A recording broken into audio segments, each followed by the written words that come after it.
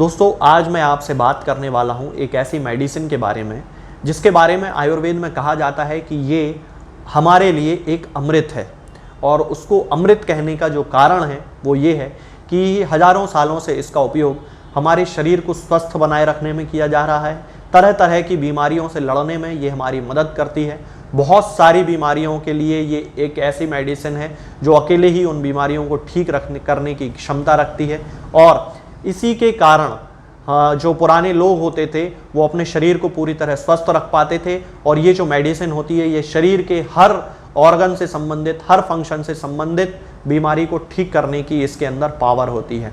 इसीलिए इसको अमृत कहा गया है आयुर्वेद में। होम्योपैथिक मेडिसिनल सिस्टम में इसका जो नाम है वो है टिनोस्पोरा कॉर्डिफोलिया और हिंदी में इसे गिलोय या गुडूची कहा जाता है। तो आज मैं गिलोय के बारे में आपसे बात करूंगा कि आखिर ये जो गिलोय है वो किस तरह से हमारी हेल्प करती है और इसके क्या क्या बेनिफिट्स हैं। तो चलिए शुरू करते हैं। दोस्तों गिलोय का जो पौधा होता है वो अपने आप में बहुत बड़ा लाभदायक पौधा होता है। पान के आकार की पत्तियां इसकी होती हैं। किसी भी बीमारी में इसका जो सबसे पहला फंक्शन होता है वो ये होता है कि ये हमारी इम्यूनिटी को बढ़ाता है, यानी कि रोगों से लड़ने की हमारी क्षमता को बढ़ाता है। खास तौर से जो क्लिनिकल रिसर्च सबसे ज़्यादा इसमें किए गए हैं वो है हे फीवर में इसका उपयोग, यानी कि वो लोग जिन्हें बार बार सर्दी हो जाती है, जुकाम हो जाता है, कंटिन्यू छींकें आती रहती हैं, हे फीवर जैसे सिम्टम्स होने लगते हैं, बुखार आने लगता है, सीजनल वेरिएशंस जब होते हैं यानी कि जब मौसम चेंज होता है तब उनको हमेशा सर्दी हो जाती है, गले में दर्द होने लगता है, खाते पीते नहीं बनता है। तो ये जो सारे सिम्टम्स होते हैं ये कंडीशंस में यदि गिलोय का मदर टिंचर यूज़ किया जाए तो उसके बहुत अच्छे रिजल्ट्स देखने में मिलते हैं।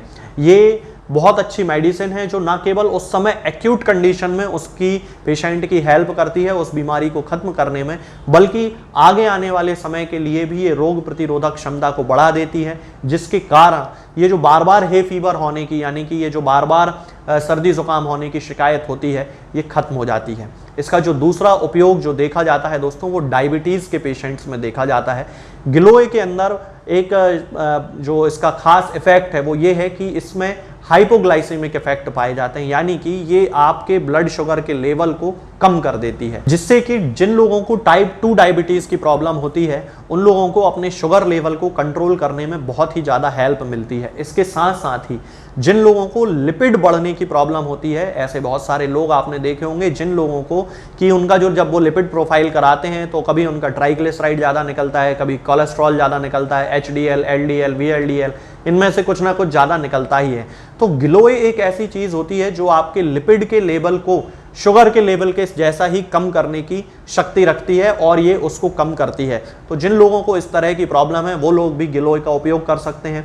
इसके साथ साथ ही आजकल के ज़माने में जैसा कि देखने में आ रहा है कि डेंगू बहुत ज़्यादा फैलता है और डेंगू के लिए कोई ऐसा एक स्पेसिफिक ट्रीटमेंट कहीं भी अवेलेबल नहीं होता है। तो उस कंडीशन में होम्योपैथी उनकी बड़ी हेल्प करती है। हालांकि होम्योपैथिक मेडिसिनल सिस्टम में और भी बहुत अच्छी दवाएं आती हैं जो कि डेंगू को ठीक करने में पेशेंट की हेल्प करती हैं, लेकिन उसी कंडीशन में यदि उसको टिनोस्पोरा कॉर्डिफोलिया यानी कि गिलोय का रस देना शुरू किया जाए या गिलोय का मदर टिंचर देना शुरू किया जाए तो ना केवल उसका जो डेंगू का बुखार है वो कम होने लगता है, बल्कि उसकी जो प्लेटलेट्स की संख्या कम हो जाती है। सामान्यतः डेंगू का जो मुख्य फैक्टर है वो यही है कि उसमें प्लेटलेट्स की संख्या जो होती है वो बहुत कम होने लगती है। तब उस कंडीशन में गिलोय का जो रस है या गिलोय का जो मदर टिंचर है वो प्लेटलेट की संख्या को बढ़ाने का भी काम करता है। तो डेंगू के लिए एक बहुत अच्छी मेडिसिन ये मानी जाती है। इसके अलावा गिलोय का उपयोग मस्तिष्क के टॉनिक के रूप में भी किया जाता है।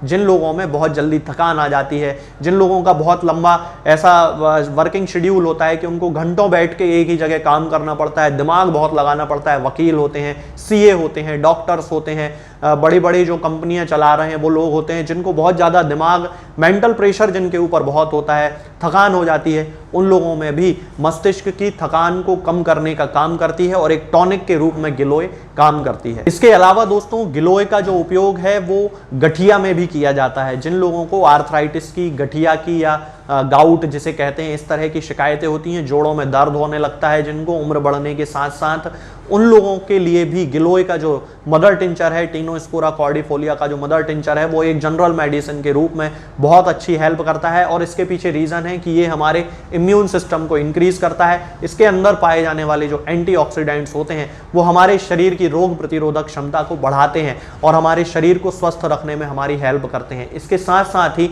जिन लोगों को अस्थमा की शिकायत होती है उन लोगों के लिए भी गिलोय का जो रस है वो बहुत ज़्यादा फायदेमंद होता है। गिलोय का जो मदर टिंचर है वो बहुत ज़्यादा फायदा करता है। अस्थमा के जो मेन सिम्टम्स जैसे छाती में जकड़न होना, बहुत ज़्यादा खांसी चलना, बहुत ज़्यादा कफ निकलना, ये जो सारे सिम्टम्स होते हैं इन सबको ओवरकम करने में, यानी कि इन सब में कमी लाने में गिलोय का जो रस होता है या गिलोय का जो मदर टिंचर जिसे टिनोस्पोरा कॉर्डिफोलिया कहा जाता है वो बहुत ही ज़्यादा हेल्प करता है। गिलोय के रस का इस्तेमाल त्वचा को जवान बनाए रखने के लिए भी किया जाता है। चूंकि इसमें एंटीऑक्सीडेंट्स भरपूर होते हैं तो ये हमारे शरीर को, आपने अगर मेरे पहले वीडियोस देखे हों तो उनमें भी मैं बताता हूं कि जो एंटीऑक्सीडेंट वाले पदार्थ होते हैं ये हमारे शरीर को युवा बनाए रखने में हमारी हेल्प करते हैं। तो जिन लोगों की त्वचा में झुर्रियाँ पड़ गई हैं, जिनको बड़े मुहासे ज़्यादा होते हैं, जिनके शरीर की इम्यूनिटी बहुत कम है, उन सभी कंडीशंस में ओवरऑल गिलोय का जो रस है या गिलोय का जो मदर टिंचर है वो बहुत ज़्यादा हेल्प करता है। तो दोस्तों, जैसा कि अभी मैंने इस वीडियो में आपको बताया कि इतनी सारी कंडीशंस में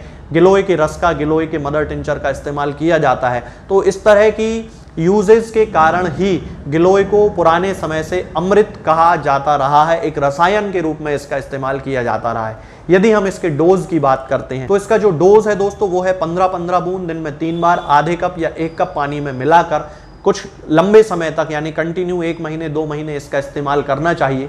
तो ये ओवरऑल बहुत अच्छा हमारी बॉडी पे काम करता है, रोगों से लड़ने में हमारी बहुत हेल्प करता है। और ख़ास तौर से जिन लोगों को डायबिटीज़ की शिकायत है, अस्थमा की शिकायत है, जो लोग बार बार सर्दी जुकाम से पीड़ित होते रहते हैं, जिन लोगों को बहुत ज़्यादा मानसिक तनाव है, चिंता है, उन कंडीशंस में तो गिलोय के मदर टिंचर का, यानी कि टिनोस्पोरा कॉर्डिफोलिया के मदर टिंचर का इस्तेमाल तो करना ही चाहिए। तो आज के इस वीडियो में दोस्तों फिलहाल इतना ही। आगे के वीडियोज़ में हम बात करेंगे कुछ नई बीमारियों के बारे में और उनकी होम्योपैथिक दवाओं के बारे में। तब तक के लिए जय हिंद, जय भारत। दोस्तों, होम्योपैथिक दवाओं को खाने का सबसे अच्छा तरीका होता है कि हम हमेशा खाली पेट इन दवाओं को खाएं। जिन दवाओं को दिन में केवल 1 बार खाना है उन्हें सुबह खाली पेट खा लेना चाहिए। मुंह में अच्छे से कुल्ला करके, गार्गल्स करके मुंह को साफ कर लेना चाहिए और उसके बाद हमें होम्योपैथिक दवाई खा लेना चाहिए।